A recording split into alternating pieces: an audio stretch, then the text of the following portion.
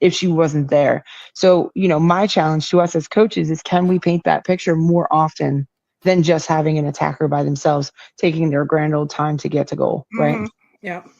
Well, and I would even zoom out even one more step, because I think it's a great question because I think this frame here shows Campbell, at least in my opinion, that Campbell expects Sonnet to pinch as opposed to swing under, and that's where she gets bulldozed on the play.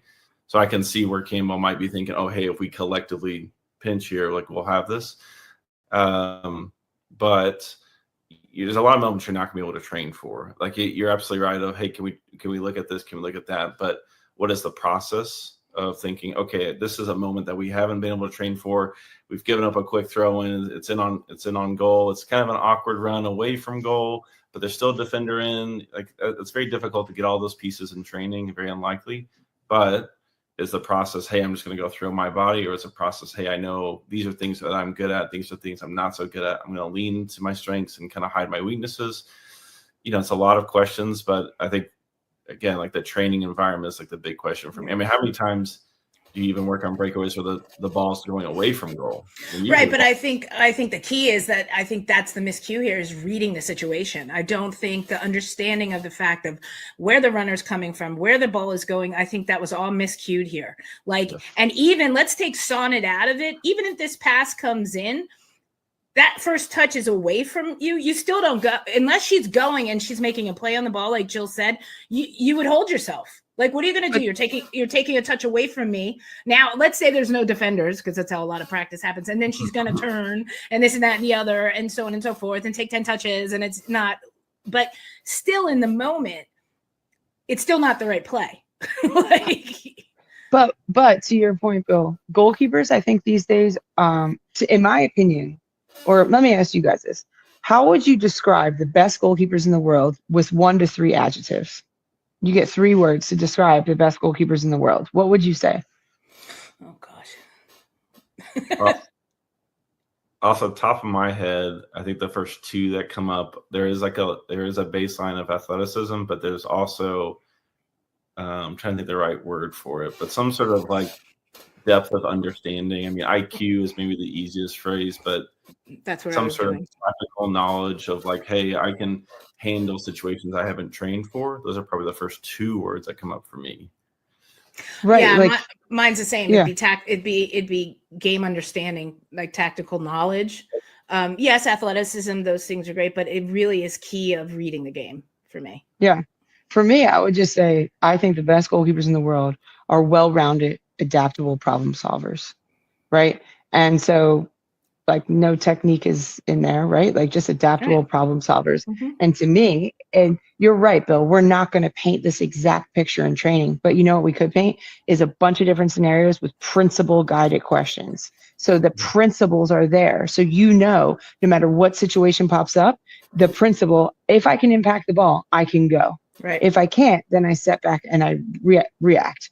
The principles are there. And so then you can feel comfortable, and there's freedom, and there's this space that you can be adaptable, and you can solve the problem based on your skill set, based on the principles of play, right?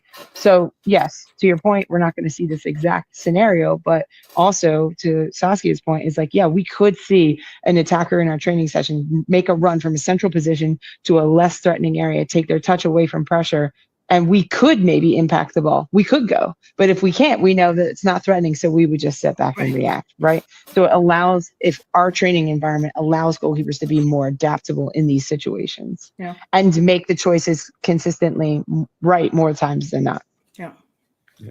I like to think that Jill has just binders of like goalkeeping. Oh, like flipping through, like you rattled that off so quickly. I was like, man, she's the best. Are you kidding me? Wonderful. I like sit here and just take notes. like afterwards, send me the recording right away.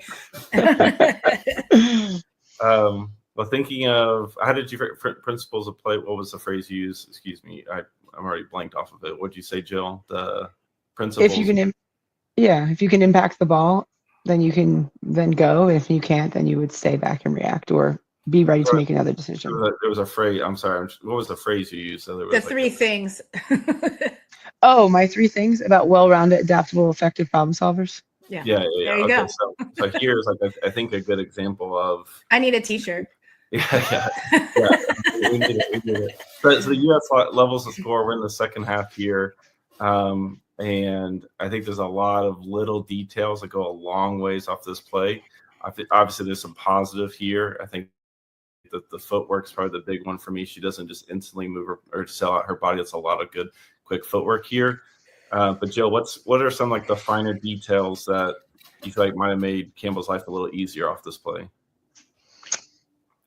Yeah, I mean, initially, I love her positioning, the depth that she retains, just because it gives her less area to protect over her head, and also more time if there is a slight deflection, whether it comes off the wall or she's unsighted and can't really see it. So she gives herself a bit more time to be able to react. Her movement toward the ball, I think, is fantastic. The way she gets her shoulder over knee, she leans in there, she keeps her feet underneath of her.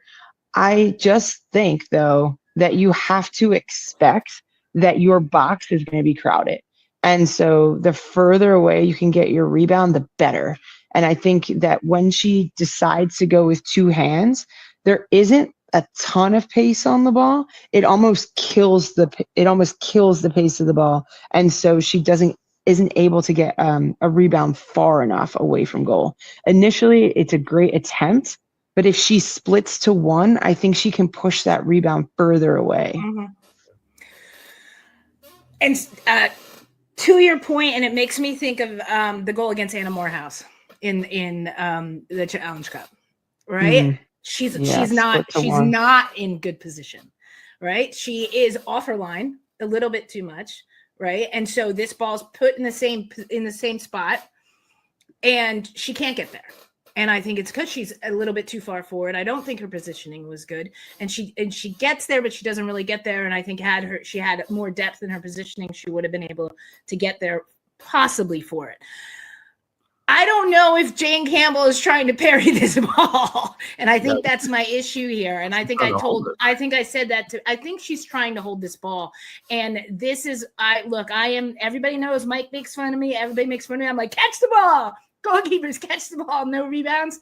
This is a case where this has to be parried. This has to be cleared. Yes, 1 hand. Whether you're going 2 hands, you got to go shoot from your chest and go with force.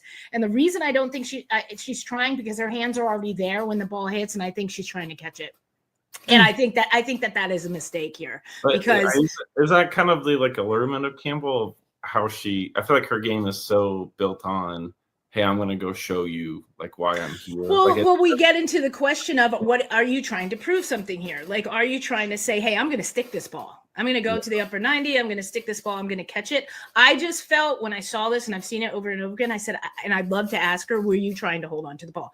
Surely. No fault of your own. And I'd say, not like in practice, please make that attempt, extend your range, see what you can hold on to and can't hold on to. But like you said, Jill, with your box crowded and everything like that, if you don't hang on to this ball, you're going to have a problem. And so this ball, in my opinion, there is no question of it, has to be cleared out. Mm. I think this goes back to our training design again. I know. I honestly, you guys, I always want to bear the brunt of problems when we see goalkeepers, and it comes back to us, right? Like, our job is to help them succeed. So I always think, like, what can we do to set them up for more success, right? So if we're never training with pressure that's coming on to you, and we're told to catch everything, like a lot of goalkeepers are these days now, then you're taking away our decision to make an effective solution. And the effective solution here would be to put this rebound out as far away from goal as possible. Yeah, and it's a good question. You wonder, like, let's say in practice, in training camp, was she showing up against free kicks, and was she holding on to this shot? Not even in that. Like, I'm talking about from grassroots when we start with young goalkeepers, like I'm talking about, I asked someone the other day, like, they were like, well, what about catching for 8-year-olds? I said, catching for 8-year-olds? Their hands are shrimp forks. They can't catch anything anyway. Shrimp forks. It's that SNL thing. Yes, exactly. But you're right, exactly, and the ball's too big for them and everything. So teach them Yes. good decision making and Teach them game understanding. game Yes. understanding, and that is goes back to your argument about what coaches say is that they goalkeepers don't have game understanding. Well, what environment are you putting them in? When I was at UCLA, the one thing, hats off to Amanda and Sam and them, is everything we did was like, there was technical training, but then everything had like this game environment to it. And when we were doing attacking scenarios or anything, there was always defense with us. There was always a certain, it was never that.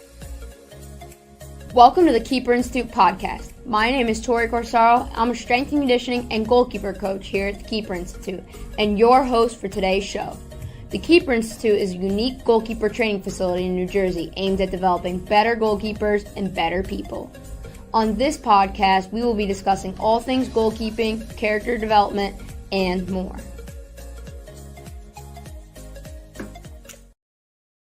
Welcome back to another episode of the Keeper Institute podcast.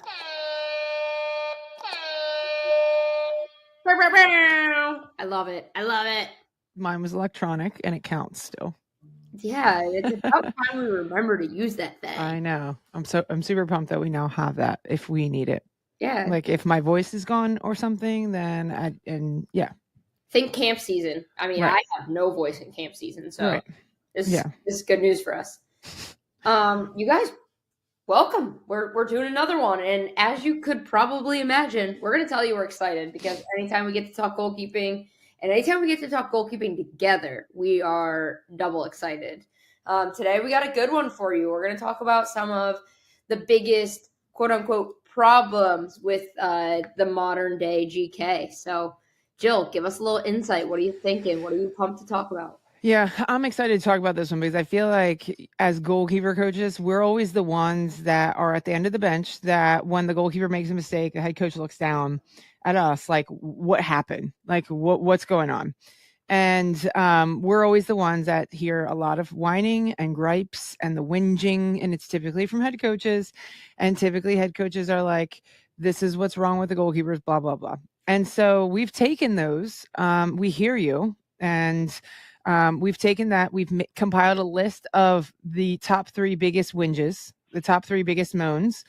And we are going to release what those top 3 things are. However, I really want this to be heard that if you are a goalkeeper listening to this, this is not your fault. And that these 3 things, I would agree that these 3 things are areas we need to improve on. However, I just want to remind these goalkeepers that it's not your fault, that it's actually us as coaches. So this is a good podcast, not only for players, but for coaches. It is our job as coaches to prepare you. And if we consistently, Tori, if you and I for years have consistently heard these things are problems, then it is our job to set the goalkeepers up for success so that those 3 things aren't continually being a problem, right? Like it's okay to have shortcomings. It's okay to have weaknesses and areas of improvement. But we don't want those areas of improvement to be the same year over year over year, right? It's okay. Like, all right, well, we're getting better in possession. We're getting better at solving pressure. Okay, well, now we need to be better, at our preventative positioning. And it's our job as coaches to bring some awareness and attention so that players can find new solutions to problems that are continually becoming more and more difficult. But yeah, this podcast, I think, is going to be more for coaches and some players, maybe bringing some awareness and asking some questions of like, how do you solve some of these problems and how can you find some different solutions? Right. Yeah. Again, to reiterate, it's not your fault. Like if you want someone to be better at something, then you have to make sure that it's accessible and it's being taught to them. I feel very similar about like game models, right? Like it's like, this is the way we play. I'm like, well, do the players know that that's the way we play? Mm-hmm. Or have you included your goalkeeper in that so that they know that they're not just a passing station, you want them to do X, Y, Z?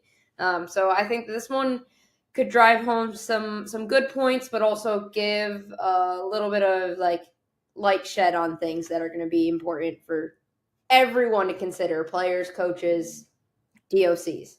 Yeah, let's get into it. I mean, these top 3 things, we're going to go through each one. And then as goalkeeper coaches, what is the solution? Like, I'm a big person of like, I don't just want to hear people bitch and complain about something. I want a solution.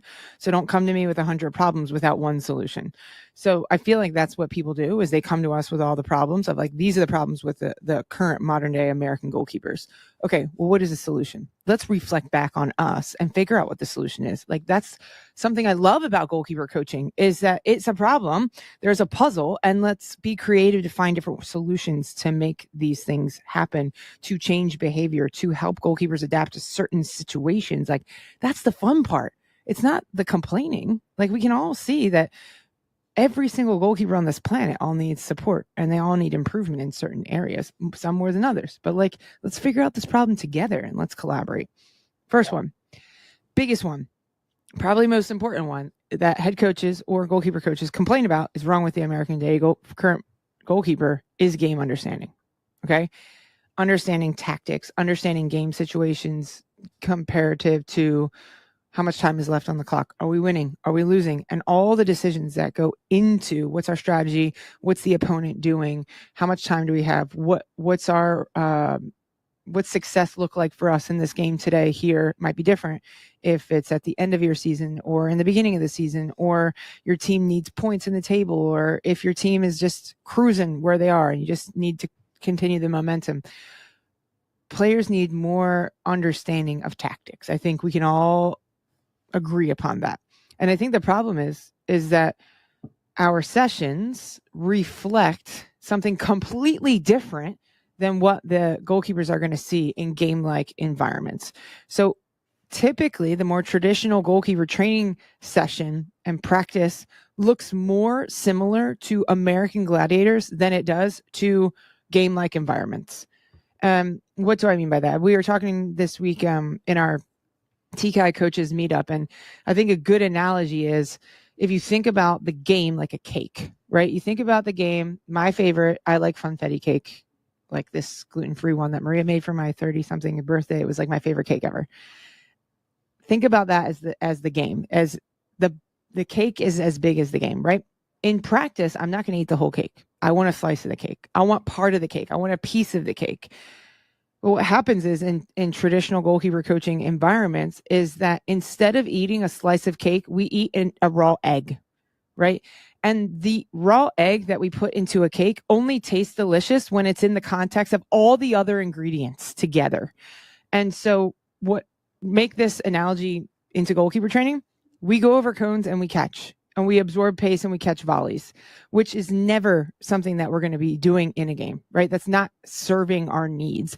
We move over cones, we pass to this predetermined outlet, and then we move to this position and we catch. That isn't reflective of the information that I would be getting within the context of a game-like environment. Now, if you take the game as like the highest level of what we're going to be doing in terms of representative learning, let's say it's a 10, we don't want our training designs to always look like a 10. We don't, because there's too much variability. There's too many things that could happen. There's too much information. We want to think about it more in like a scale of like, I don't know, 5 to 7, 4 to 7, something along those lines. That's representative of what they're going to see, but not necessarily the whole thing. We want a slice of the cake. We want information there within our training design without completely stripping it away.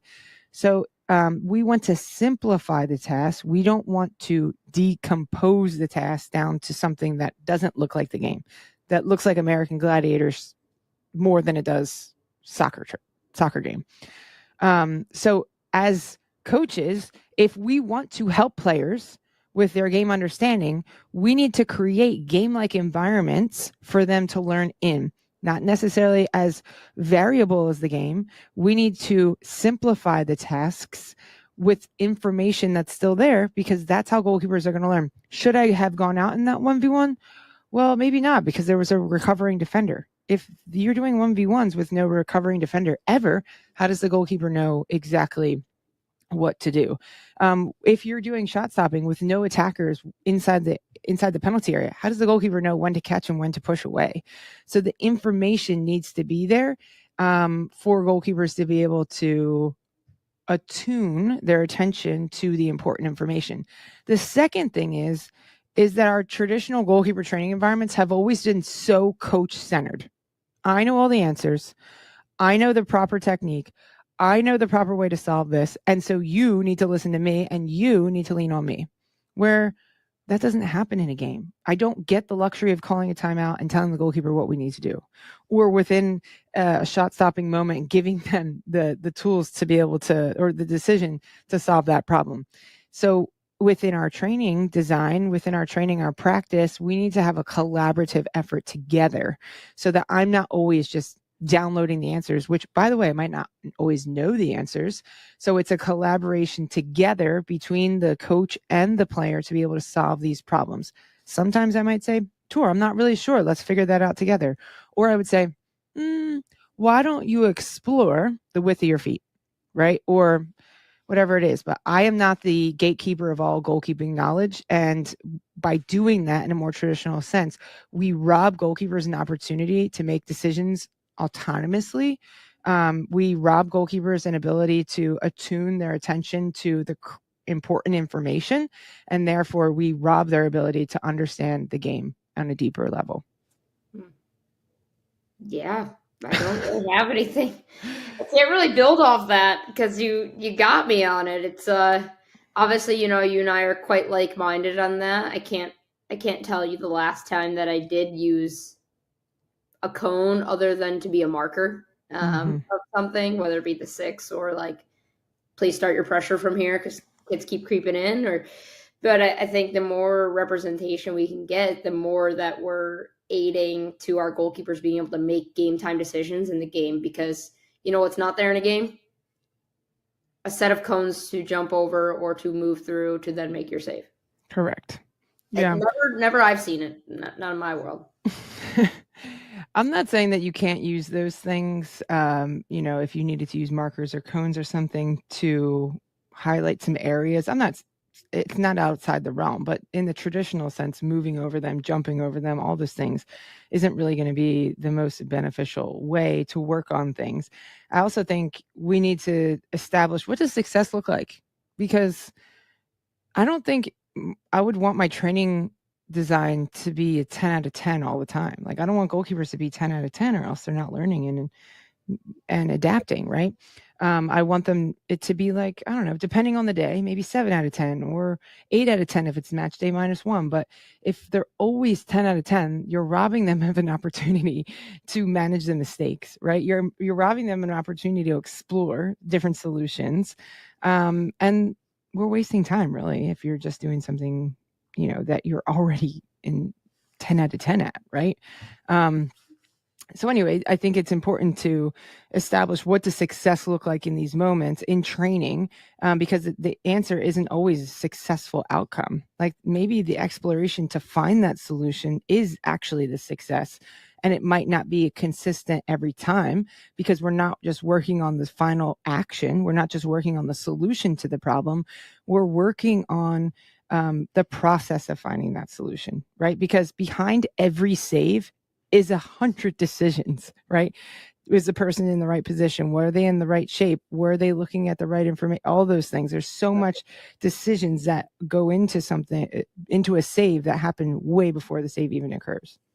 Yeah, I think it kind of leads us to one of our last points. I won't touch too much on it because it's saving it for the last one. But if you're a 10 out of 10 and I only ever ask you to be a 10 out of 10, I'm only helping you find success after success after success, as it's I would say historically thought of catching cleanly or keeping it out of the net and making it look XYZ way.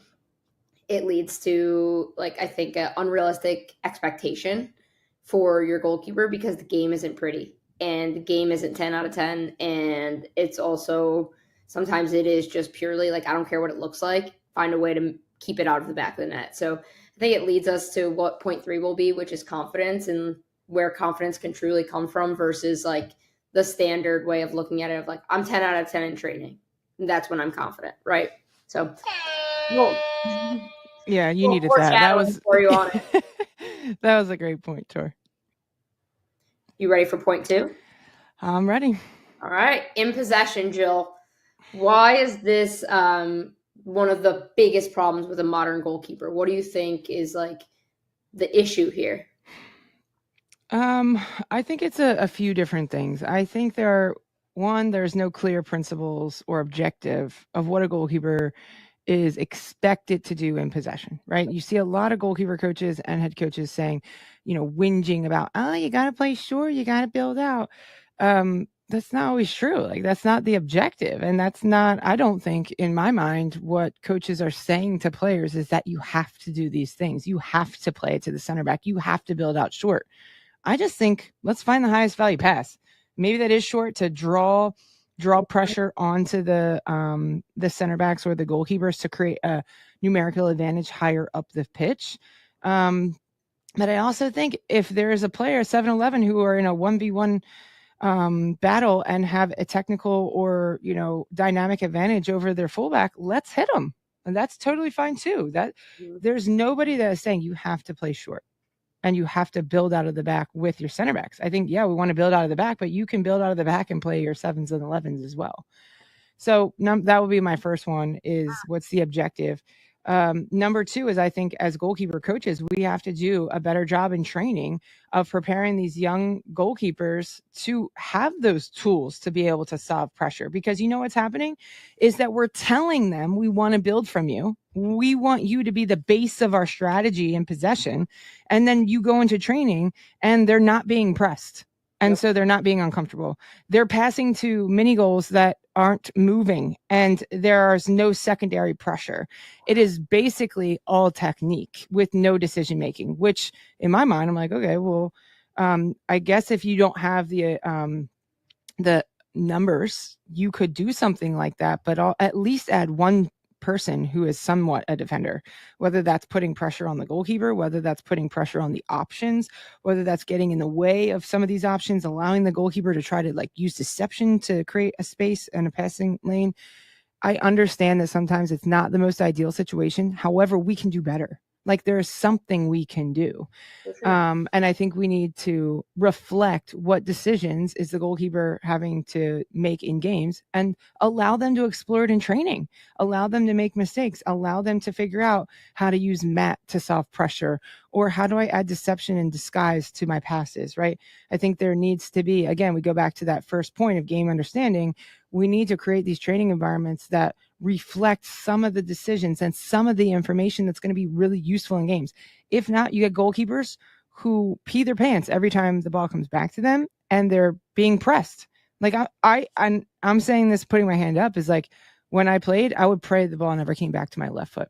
I would pray that I wouldn't be pressed because I had no idea what to do. And I would just play on one every time. And even if the ball wasn't one touch playable, I would try.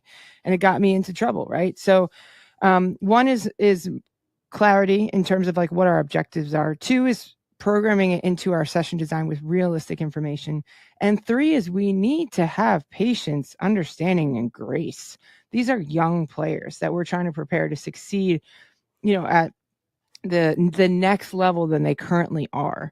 And in order to get to the next level than they currently are, they're going to make mistakes, and you have to be patient. You cannot condemn them for making an error in possession, especially if you're asking them to do it. Yeah, it's not going to be perfect, and you can't expect it to be, and there's going to be errors. I think it was recently on the TKI Instagram where it's a roll of errors from professional goalkeepers. That means they're at the pinnacle of where, maybe these youth goalkeepers want to be, or are just some of the best in the world, right? There's not a lot of professional athletes in this world. So that to make it, you're one of the best. And they're making errors because they're trying things. And I think sometimes that is what stops these young goalkeepers from wanting to even try to do what you're asking, because they're afraid that they're going to get hollered at. They're afraid they're going to get pulled. They're afraid of all these external things that could happen if they simply take a touch that gives it to the other team. Or, I guess worst case scenario is they get scored on off that mistake. And I think you have to supply an environment that lets them know that they're safe to do it. Mm-hmm. And it starts with giving them that freedom in training, where it really couldn't matter less if they get scored on. Right. I think you got to figure out when and where do I want to suffer. When and where do I want to suffer? Do I want to suffer at the NWSL level because you have a goalkeeper who cannot solve pressure and freaks out every time they're pressed and makes a mistake every time, gives the ball away every time? Do you want to suffer there? Or do you want to suffer in your U12 practice? Yeah. In your practice. Like, and of course, you know, even professional goalkeepers have to suffer through some mistakes in their training environments, but just I would much prefer for younger players, especially, to try, explore, and make mistakes in training, and then give them some latitude in games, but also like build them up in training. It's not like we're just, you know what, be composed and solve pressure. And we're not just saying that in the game. We have built them up in their training environments, allowed them to make mistakes, reminded them, hey, I want you to explore some solutions. I'm right here with you. We're going to figure this out together. We're going to collaborate together. You are free. These next 6 rounds, I want you to explore. Check for understanding. See if they're seeing the space or not. What's their body shape look like? That's half of the problem. These goalkeepers' body shape are so oriented to the ball, they can't see the space, right? So how can you attune their attention to that space? Ask a question. Create some kind of constraint within your session design to allow that opportunity to see the space. Oh, move as touch. Okay. But yeah, I mean, I'd much prefer for that U12 training, that U16, U17, 18, whatever, U20 training, to allow them to explore, to make mistakes so that they feel more prepared when it comes to the games. And they actually are being asked to do these things and be brave. Yeah, I hear you. And one last thing, and I could go on a soapbox here, so I'm going to try to keep myself in check. But part of the problem is exactly what you started this with, of like, we must build out, it must look this way. But one of my favorite things about soccer is that it is a free-flowing, unscripted sport. Is there things that can be scripted? 100%, yes. But there should be creativity and freedom for all players. You don't look at a 10 and say, you can only do this, right? Because you want your 10 to be a master on the ball. You want them to pick passes that are going to be dangerous in the attack. You want them to be able to help us build in our possession. And one thing that I feel is constantly happening every single time I go to recruit is that I only see goalkeepers bowl the ball out, and I only see them play short to their center back on the build out from goal kicks. And I think that directly translates to when the ball comes back to them, that short pass is all they're looking for. So much so that it's hard to even find a youth goalkeeper that has the ability to play a long ball. And I think that that's not their fault at all. I think it's a detriment to them. And it's something that's happening because of this, like, we must play this way system. But again, I'm going to jump off my soapbox. I just think it's something that we can consider when we're teaching our goalkeepers in possession, when we're teaching our back four in possession, what it can look like versus, it should look like. Yeah. Well, I actually don't even, if we go a little bit further on this in possession topic, sometimes I don't even think goalkeepers know why they're playing their center back. Like, what are the options? Why am I playing it to them? They're open and I'm going to pass the problem. That's what I think is that it's not on my foot and I'm going to pass it to someone else who's open. When we have no thought process behind, well, I'm passing it to the center back to maybe draw pressure to them. And then I'm going to change my angle of support so that I can be a better option for that center back when they get the ball to maybe play a more penetrative pass. Right. Yeah, that we'll do a whole nother podcast on that. We will. All right, number 3. We already kind of gave you a little bit of a teaser on what number 3 was, but it's confidence. It's one of the biggest problems probably in youth sports in general, but even just like the modern goalkeeper, confidence is an issue. And why do you think that is, Jill? Well, I think this all comes back down to session design, if I'm being honest. I think that's probably where this entire podcast is surrounded by. If we had an opportunity to change one thing, if we could change our session design to be more representative of what goalkeepers are going to see in a game, I think we can cover all 3 of these topics. I think that the problem is that when we train in a traditional goalkeeper training environment, we work on what, Tori? What is the number one thing we work on? Shot stopping. technique, right? Yeah. Is that everyone's like, oh, technical. Got to have the technique. You got to have the technique of catching. You got to have this technique of all these things. And so then what happens is that I strike a ball at you. Hopefully it's from the floor and it's moving. It's not a volley, but I hit a ball at you. And then I say, well, you need to keep your chest forward. And I give you feedback. You need to roll your shoulders here. You need to get set. You're not balanced, blah, blah, blah, blah, blah. And every time I hit a ball at you, I critique you if it's not perfect. And it becomes nitpicky. And every time a goalkeeper saves a shot, they're like this. Oof, what are they going to say now? Oh, I'm going to get negative feedback. I'm going to get criticism every time. And then there's this fear that's associated with this training style, because you're like, no matter what I do, I'm going to get negative feedback when it comes to this. And I'm going to have done something that I wasn't supposed to. And then the goalkeeper coach is going to give me criticism about A, and then I'm going to do A, but B falters. And then they're going to give me criticism about B. And then it just becomes this like perpetuating cycle of like, I'm going to get negative feedback no matter what. And I think it doesn't create this like, oh, I can't wait to go to training. Oh, I can't wait to solve these problems. Or I'm so excited to be able to have freedom to play. Like I'm excited to, have the support of my coach who's going to give me some feedback. We're going to figure out these things together. It becomes a source of like, no matter what, I'm going to get some like criticism. And I'm not saying criticism is bad, but it just becomes very nitpicky, and it creates in these goalkeepers this sense of perfectionists, which to me is like, I'm working so hard to like unravel that perfectionism in people, because goalkeeping isn't perfect. Goalkeeper is about being effective. And at the end of the day, if you dive and you drop a ball and no one's there to put it in, is it a mistake? No. You picked it up, you have possession. But in training, if that information isn't there, then we're going to get nitpicked and it's going to be wrong, right? So I think if we can alter our session design and also remind players, hey, my job is to challenge you. My job is to challenge you. You're going to make mistakes today. And that's okay. I expect that. It's so much easier. You're affording an opportunity for a goalkeeper to be like, wow, I grew today. I feel so much more comfortable with blah, blah, blah. Even if they didn't have a successful outcome, I am more aware of blah, blah, blah. And to me, when you're able to have progress, and this is like something that the Harvard Business Study has done over like the last 80 years about fulfillment and happiness, is that people aren't just fulfilled. People aren't fulfilled by just the end. It's about the progress that makes people feel fulfilled and keeps them inspired and motivated. It's been like this 80-year study, just like general pop. And people are more satisfied when they feel or they sense that they're making some progress. And so for me, like, we're creating something that is transferable to the game, and people feel like, wow, I have more attention around this, or I have more understanding of those principles.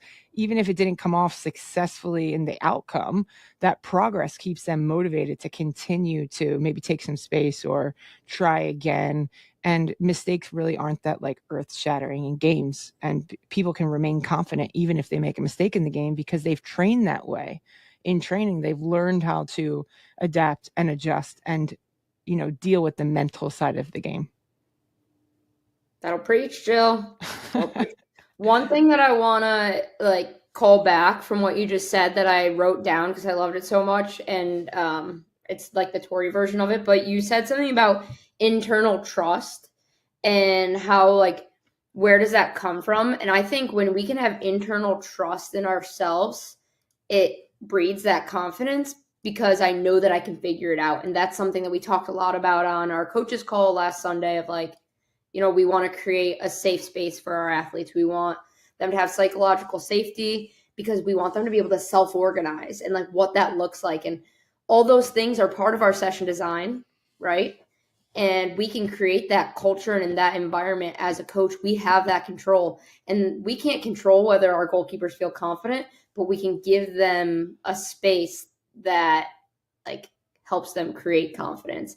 Because so often people want to, when you ask a goalkeeper, I don't care what their age is, when you ask them what makes them feel confident, they're going to give you an outcome. Mm-hmm. I would making saves, saves, making this big save, awards, winning this made me feel confident, right? That they think that makes them feel confident, whether it be because it's something they're working towards or it gave them a moment of a rush, like some endorphins when it did happen for them. Mm-hmm. But they don't realize that like the things that truly probably put them in that state to feel confident is all those internal things. And it's cool to know that as coaches, we do have some more control in that than you think. Like you think, okay, I can't give you confidence still, but I can set the stage to help breed that in you. And I think the more we can create the internal trust, it gives them that self-organizing ability. Yeah, I think at the end of the day, if we're talking about session design, and this rings true for confidence or in possession or game understanding, whatever you bring attention to is what you deem important. Mm.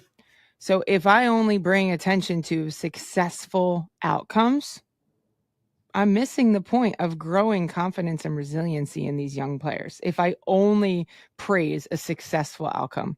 Yeah. So within a session, if someone is trying really hard and they haven't figured out a movement solution that's effective, you know what I'm going to say to that person? I'm so proud of you for being resilient and keep trying.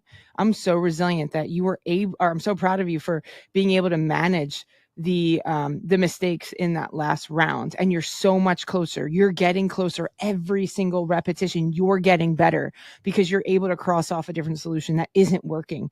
Keep trying. I'm here. I'm proud of your resilience. I'm bringing attention to the character piece because ultimately at the end of the day, in my very humble opinion, it is the thing that separates good and great goalkeepers is the mental side of the game. And if we want to help that mental side of the game, we need to start bringing some attention to those moments.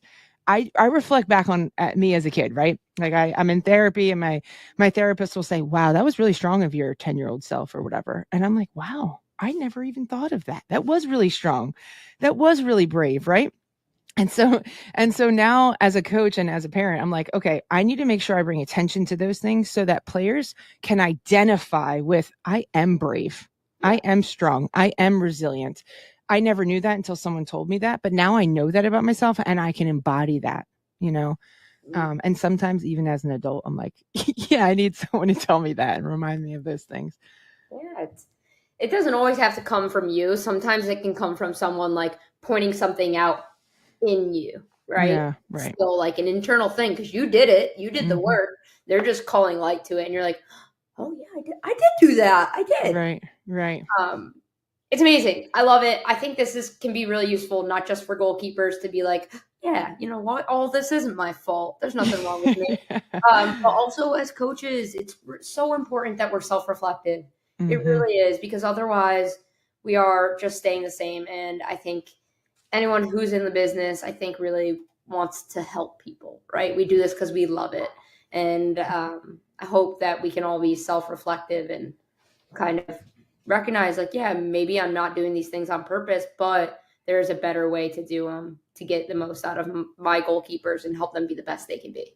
Yeah. I think it kind of all boils back to observing and being brave to find different solutions that might be different than what you've always done. Right. And I think it's okay to make mistakes. I think it's okay to try things and they don't work out. Again, the reflection part about what you're talking about is so important. But I think we have to be brave to find the solutions to the things that we whinge about the most. Yeah. And we're here to support you on that. We don't have all the answers, but this is just the way that we work and we operate. And we've seen a big upside from it. We've seen players develop in it and through it. And it's going to be a space that we continue to research, study, and implement as often as much as possible. You're darn tootin'. Wait, I got a question for you. It's quick. It's really, really quick. Okay, hit me with it. NWSL starts soon. Who is the goalkeeper that you're most excited to watch this season? Besides Kaylin Sheridan, because you can't say that because she's fam. I get it. Mandy. Okay. Yeah. Mandy McGlynn. Or Ange. Ange Clips. They might be Ange Clips, trademark.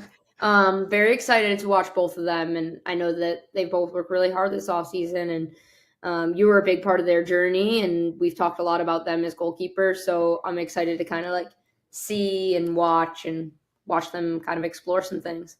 Yeah, I'm excited. I got two. First one is going to be Ann Katrin because I'm like her biggest fan. Like I think I'm a walking stand account for her.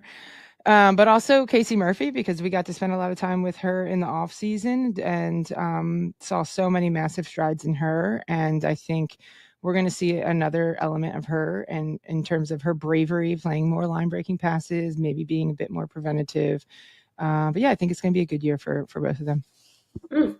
Love it, love it, love it. We love NWSL, and I think maybe in the future we got to do some game breakdowns of that. Maybe that's something that's coming new for us. Yeah, I'm excited for that.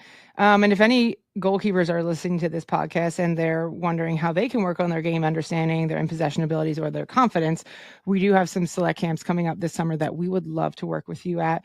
And those all include Zoom calls where you can see these methods and philosophies played out in game-like situations to prepare you to be successful in your own fall season. So make sure you guys check those out. They will be in New Jersey 3 times, one at the end of June, 2 in July. And if you can't make it to that, please find us in San Diego, or we are also extending our reach into Florida this year in 2025.